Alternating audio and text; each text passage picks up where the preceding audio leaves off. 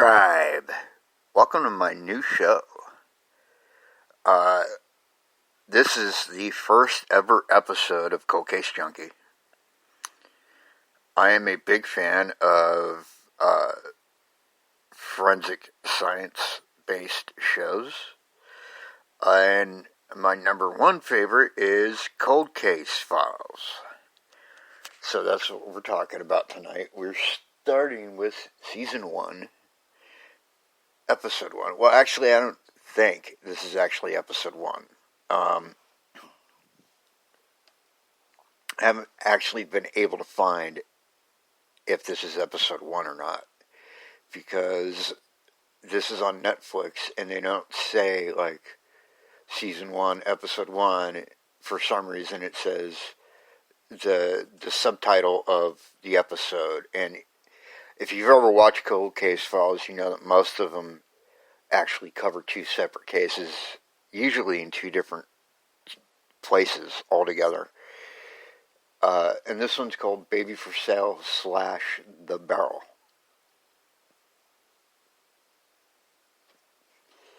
So, I'm going to have you listen to the episode just a little bit, so you know what I'm talking about.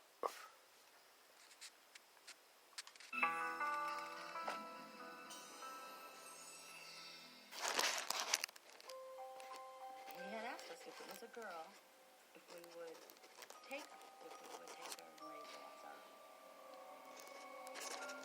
I started getting phone calls, and Lily wants a baby back. She changed her mind, and I said, well, that's not an option anymore. All I remember of that night were Jimbo's words. You don't give her back to Lily. You don't know what it's like to raise one of your own.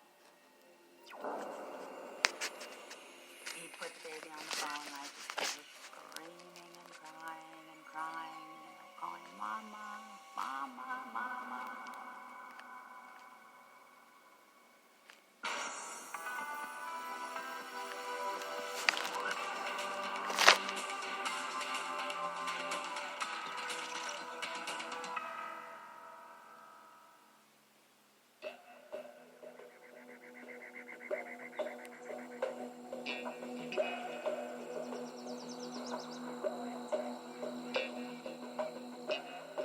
Daybreak in the desert. Father and son head out to work 26,000 acres of sand and tumbleweeds. Alan Kessler is a rancher responsible for 600 head of cattle. In 1990, his son JB is 5 years old.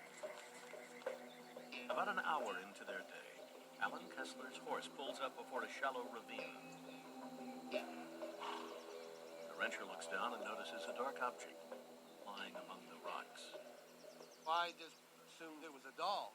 It had been burned. It was black. It was kind of shiny, and it was sitting up there. But my son said, "There's a baby, Daddy." She's laying on a little ledge of rock, with her head kind of facing us. There was still some kind of shreds of clothes on her. It's not rational. It doesn't make sense. Why would you come across a burned baby? I mean, we see some strange things out here sometimes, but you just don't see burned babies laying around. Okay, so that gives you a taste of what we're talking about here. And it's a hard subject for the first episode ever of this podcast.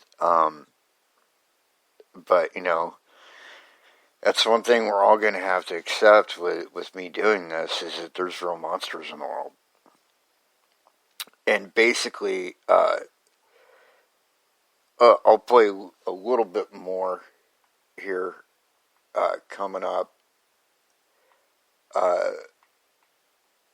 Let you hear from, kind of the show itself about the kind of ins and outs of the case. But basically what it boils down to is this, it was this couple in Las Vegas. And they don't really go into detail about this part of it, but this is my like assumption is that the woman that actually gave birth to the baby was involved in what I believe to be an abusive relationship, even though they don't really go into detail about that.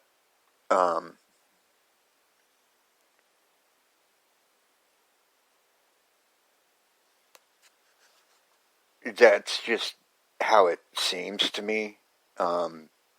Kind of reading between the lines. And this douchebag, okay, there's a reason why I labeled this explicit. And I mean, aside from the explicit material of a lot of these episodes themselves, you're going to hear me cuss and lose my temper. Because if I ever had the opportunity to get my hands on this fucking asshat,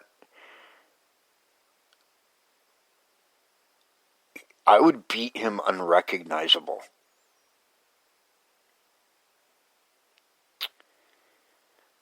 There would be nothing left to recognize this man as a human being, much less who he is as an individual. I would beat him that severely. I'm not even kidding. Like, there's a lot of things I can stomach. I've seen a lot of shit in my life. But somebody that would do this to a baby, not even just a kid,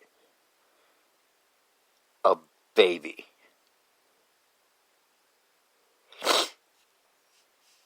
If I were running things, let me just say, there would not be a safe place on the planet for this fucktard. And that's all I'm going to say about that. But this is what I gather. So this is the situation. So this case happened in 1990 in Orme, Arizona. I believe it's Arizona. It might be New Mexico. No, I'm pretty sure it's Arizona.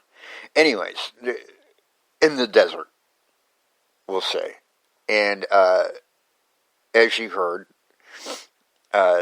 this rancher, along with his 5-year-old son, were out riding the ranch one day, and they come across this burned, deceased baby.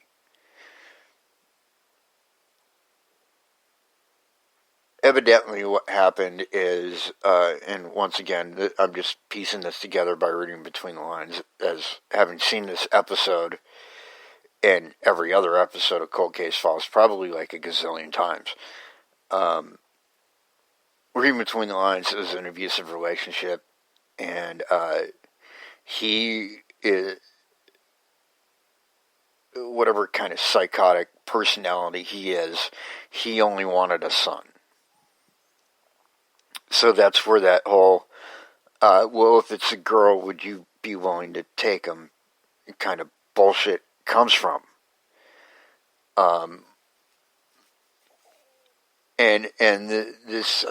This woman that actually took the baby describes the scene as they go to Las Vegas and they go to this kind of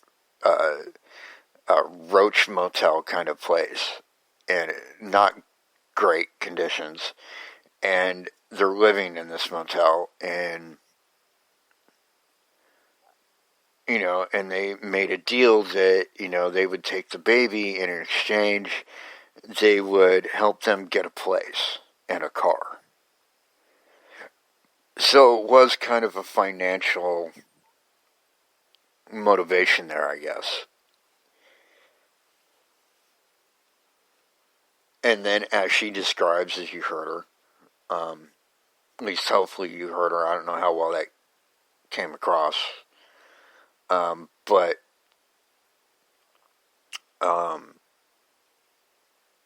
she started getting these phone calls asking all these questions, and then questions turned into demands of, telling her how to parent the child, and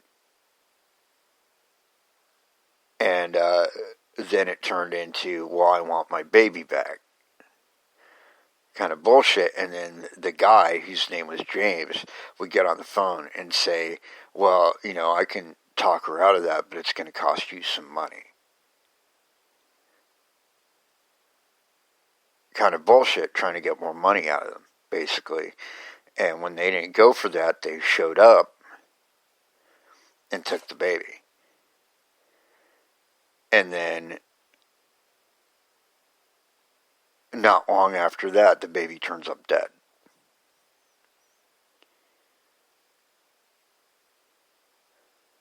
So, here we go. Calls from Lillian Megan were then supplanted by calls from her husband James. At first, Megan was polite, then insistent. His wife wanted her baby back. The only thing that could keep her quiet, money. So basically what they were saying is, we need money and Lillian's changing her mind, but if you send us some money, I can talk Lillian out of changing her mind. The Jensens refused to pay any more money to the Megans. 4 weeks later, in the middle of the night, they got a knock at their front door. There stands Lillian. And Lillian comes in, and she says, I came to pick up my baby. I want my baby. And I said, no. No. And all I remember of that night were Jimbo's words. If you don't give her back to Lillian, you'll know what it's like to lose one of your own. Openly afraid of her former friends, Valerie Jensen handed over Danielle. It was the last time she would ever see the girl, but not the last time she would hear her. As Valerie explains to Detective Townsend, she heard Danielle's voice at least one more time on the phone in September of 1990. Jimbo would call, and he'd put the baby on the phone, and I'd just hear her screaming and crying, calling Mama, Mama, Mama. And he just was irate. She won't shut up. All she does is cry. Investigators digest Valerie Jensen's story and believe it, leading them to an inescapable conclusion.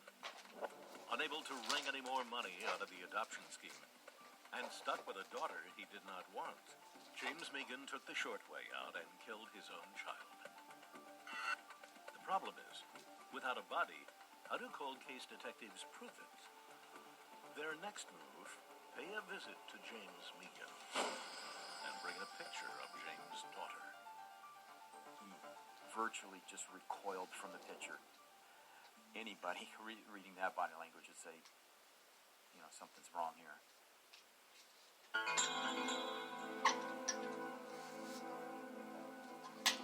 We're standing across the street from 4480 El Oro, which was the house the Megan family was living in at the time that this investigation came to fruition, and we were making... On February 13th, detectives Ken Hefner and Tom Thousand flashed their badges and asked Lillian Megan if she and her husband have a moment to talk.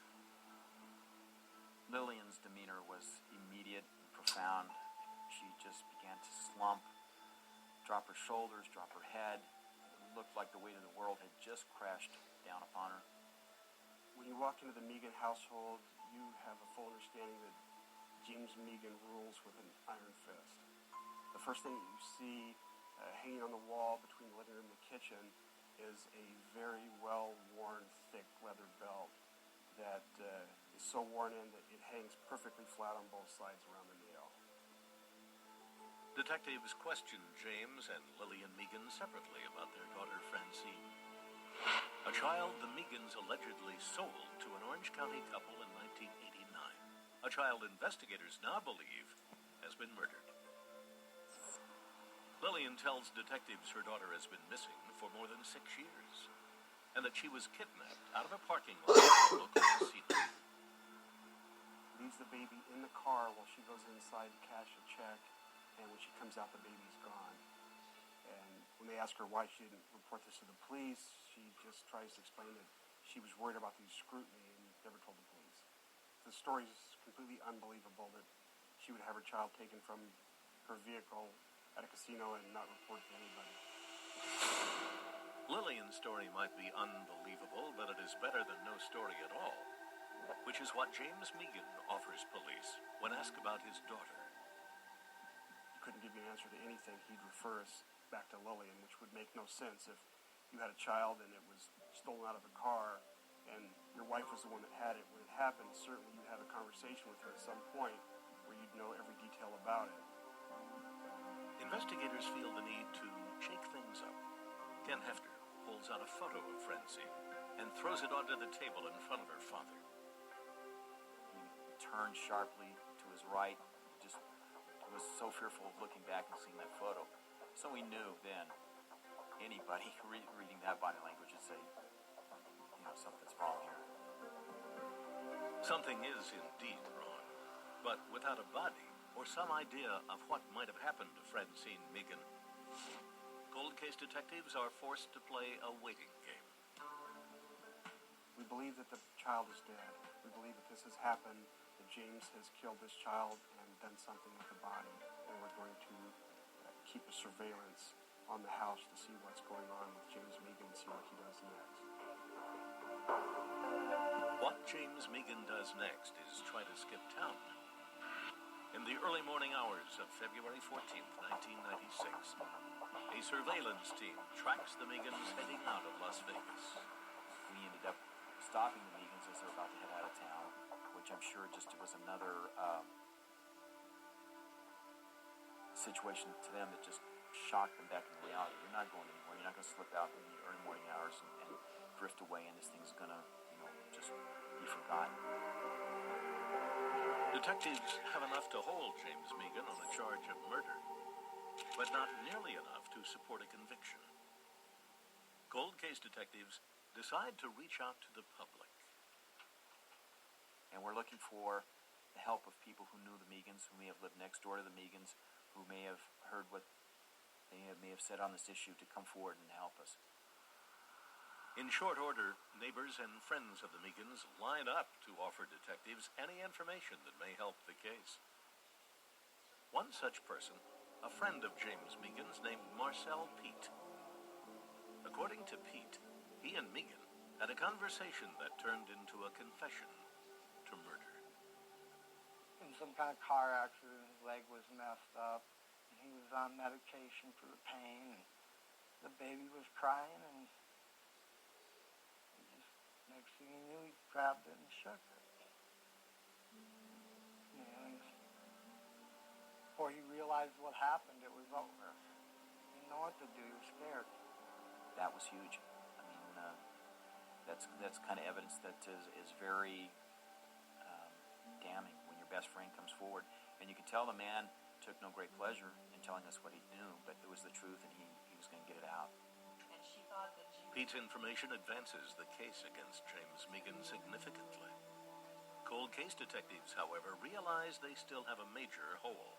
If Megan killed his daughter, what did he do with the body, and where is it now?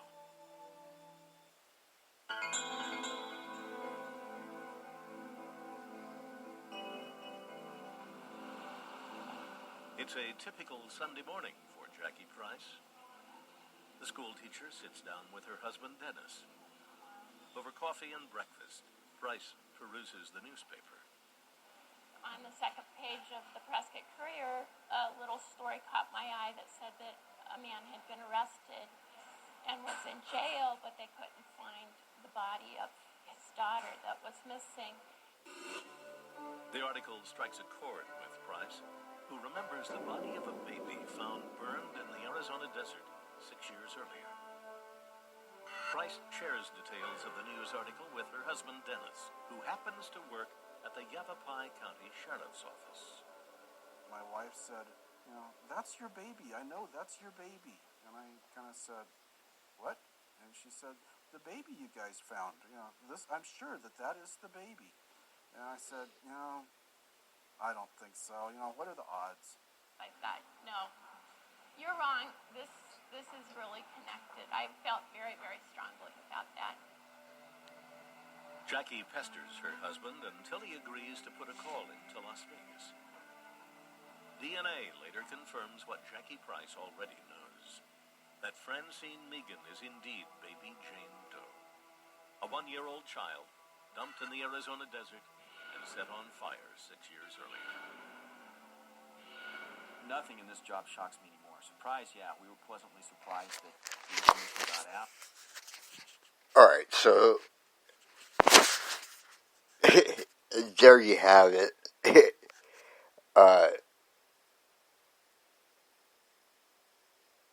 Case in point,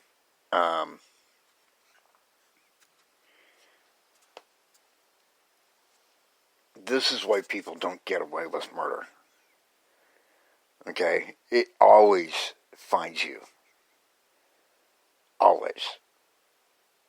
It may take years and years and years. It may even, in some cases, come back to you long after you're dead. But some way, somehow, it's going to come back to you. Always does. Every time. Right? So, this is the I like to think of this little bit of karma magic that it caught up with this guy, because first they just suspected that they had done something to this little girl. They had no proof. It was looking down the barrel at that time of quite possibly being dismissed entirely and going into the cold case files indefinitely. When this one woman, who happened to be married to a Prescott County, Arizona sheriff's deputy, happens to see this fucking newspaper story and convinces her husband to look into it, and lo and behold, DNA comes back. Yes, that's the baby you found. Now this guy's goose is fucking cooked. I'll cut to the end of this. Both the sperm donor, let's call him, because he's not a father,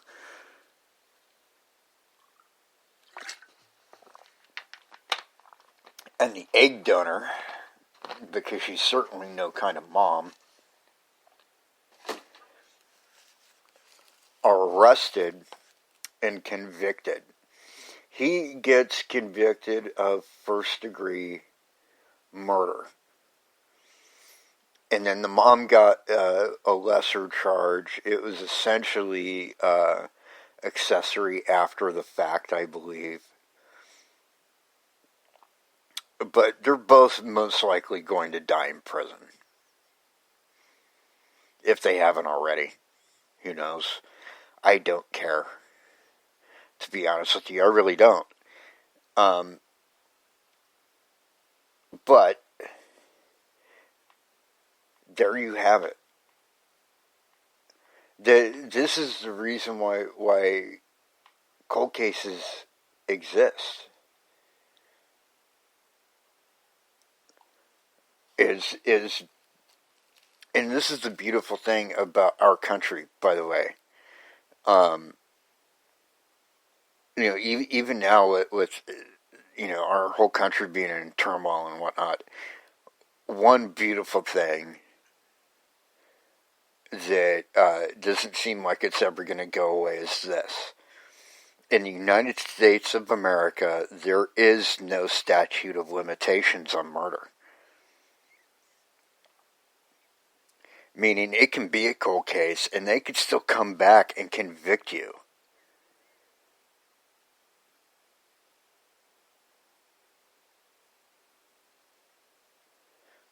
Alright, well, I don't have a lot of time to do this next one. So I'm just going to go ahead and play this, and then we'll see where we end up. This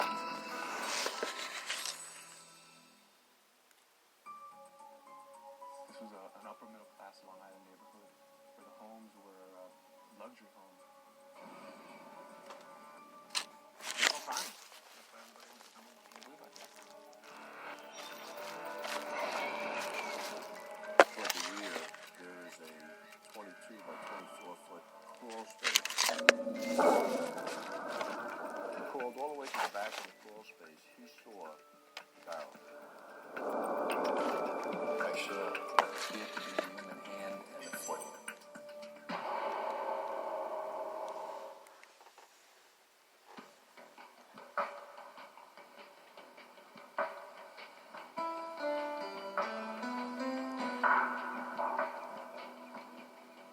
On the afternoon of September 2nd, 1999, in the township of Jericho, Long Island, real estate agent Peter Kokonos heads to the home of a client. He has asked Kokonos to help dispose of a 55-gallon drum, one that has rested in the crawl space of the client's home since before he moved in, 9 years earlier. When he purchased it, he saw the drum, and he tried to move it, but he couldn't lift it, so he rolled it back and he left it, and I guess he forgot all about it. Kokonos and the homeowner decide to see what's inside. They get a screwdriver and pry open the sealed lid. We got a little surprised because I looked inside. There was another drum upside down, which was deteriorating. It was corroding. And then we started smelling. An awful smell. Not entirely sure of what they had discovered, then closed the lid and called the cops. Within minutes, Nassau County Police arrive and confirm there is a human body inside the barrel. Detective Sergeant Robert Edwards and Detective Brian Parpan are called to the scene. When we got here, the barrel was almost directly in front of this tree. It was on the street.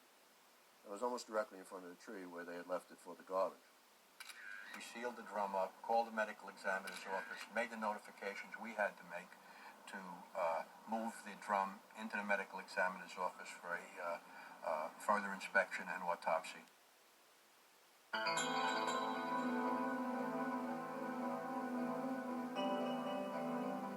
On the morning of September 3rd, Dr. Gerard Catanese begins the process of extracting a human body from its metal tomb. After draining off a green industrial liquid and removing thousands of small plastic pellets, Catanese finally gets to the human remains. She was a female. She was of a young age. We'd felt 20 to 30 the day of the autopsy. She was either white or Hispanic. We weren't sure. These were the first things that we picked up. This abdominal... Catanese x-rays the body and discovers that the victim was nearly 9 months pregnant at the time of her death. A death caused by blunt force trauma to the skull. The barrel's airtight seal has completely mummified the remains, making fingerprint identification impossible. The victim's dated clothing, however, suggests her death occurred not months, but years earlier. The first clues came when we started to see the personal effects, and some of the items looked like they had dated back to the 60s. Alongside the body, Catanese finds a small purse. Inside it, an address book, and the detective's best chance of identifying their victim. Now, nothing in there was readable at the time. You have to understand that both the pocketbook, the address book, was saturated not only in her own body fluids, but also in this green liquid. Detective Parpan hands the address book off to Detective Joan Furtner, a forensic document examiner. When paper gets wet, it becomes very fragile. And so I was very delicate with it, and I couldn't really manipulate it or open the paper too much because I didn't want to cause any damage. Furtner places the address book in a drying cabinet, hoping as moisture leaves the pages that the victim's handwriting will emerge. And then I ended up taking a very flexible, small plastic ruler with rounded edges, and I used that to try to separate the pages in the address book. While the examiner tries to coax a clue from the book, Detectives Parpan and Edwards dig into the history of the house where the body was found, identifying 4 different owners in the past 30 years. One owner in particular catches Detective Parpan's eye. And then as we were interviewing and going back through the owners of the home, we were told that Howard Elkins had been involved in a plastic flower company. Howard Elkins owned the house from 1959 through 1972. His line of work? Plastics manufacturing. A profession that fits well with the contents of the barrel that served as the victim's tomb. Parpan and Edwards trace numbers printed on the barrel to a defunct company, which in the 1970s frequently sold barrels to Elkins' plastics factory. The case, it appears, is coming together nicely. Didn't take a real rocket scientist to come up with the fact. We had to talk to him. Cold case detectives trace Howard Elkins to Florida, where a former partner gives them their first hint as to the identity of their woman in the barrel and why she might have gotten there. She had that long hair and she had that exotic look, you know. She came from the islands and very, very attractive. She would get a second look.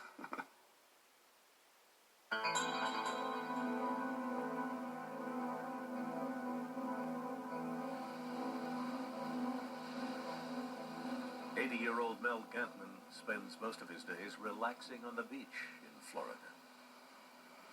One day, however, a shadow brushes across the old man's horizon in the form of 2 men with badges. They want to talk about Gantman's former business partner, Howard Elkins, and a barrel that once contained plastic. And then when the police came here, the 2 detectives were here, they showed me the pictures of the barrel. I said, of course I know the barrel. According to Gantman, the barrel comes from a plant he once operated with Howard Elkins. Cold case detectives ask Gantman if he has any idea how a young pregnant woman might have wound up inside the barrel and under Elkins' former Long Island home. Gantman tells detectives the company used to manufacture plastic flowers, using young immigrant women as line workers. One of them, Gantman claims, became involved with Elkins. He did indicate that he was aware that at one time Howard Elkins had had an affair. And we asked him if he could describe the girl. She had that long hair and she had that exotic look, you know. She came from the islands and very, very attractive. She would get a second look. It was somewhat eerie because she said she was a very attractive, very small. She had long black hair. And this, of course, is exactly what we were looking at from the body that was recovered from the barrel. Gantman cannot provide detectives with the girl's name. His information, however, fills in the blanks as to why she was probably killed. Well, one of the prime movers in homicides is a married guy who has his girlfriend pregnant. Here we have a pregnant woman, you know. This is likely the boyfriend. She's dead. She winds up under his house. I mean, that was certainly the scenario that we were looking at. While Parpan and Edwards endeavor to establish a motive, their partners back in New York work on IDing the victim. A job that eventually finds its way to the Nassau County crime lab.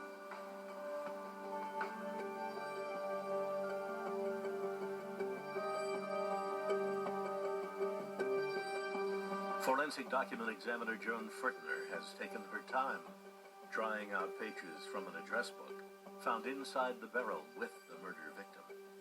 Some faint writing has become visible, but is not yet readable. I brought it down to my examination room and used a video spectral comparator, the VSC 2000, and that allowed me to look through the infrared and ultraviolet ranges of the spectrum outside of the range that the eye can normally see. Furtner scans each piece of script. and begins to decipher what she believes to be the victim's handwriting. On one side of the page, it said social security number, which was written down, and on the opposite page, it said residencia nombre. It was a resident alien number, and that was listed on the other side. And when I saw that, I just said, wow. The resident alien number leads police to immigration, and then to a name and photograph of the woman they believe to be their victim.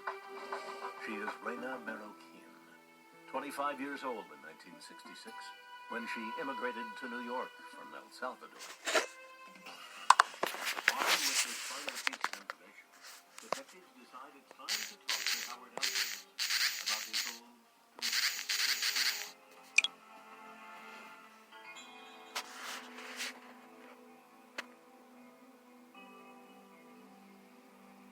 At 4 p.m., detectives Parker. Okay, so time's almost up, so I'm going to clue you in on what happened with this case.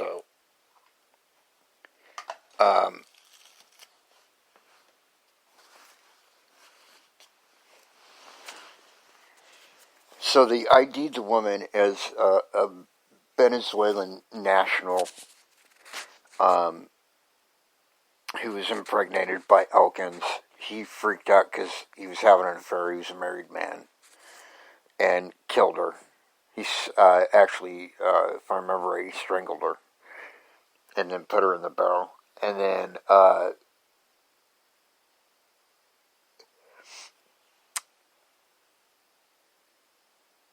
think that when they go, if I remember right, and I could be wrong, feel free to watch the episode yourself. I believe when they went to go talk to him, he had been deceased already. And so ultimately, what they ended up doing is they took the woman's body and reunited her with her family in Venezuela for a proper burial, which was kind of a beautiful thing. But there you have it, folks.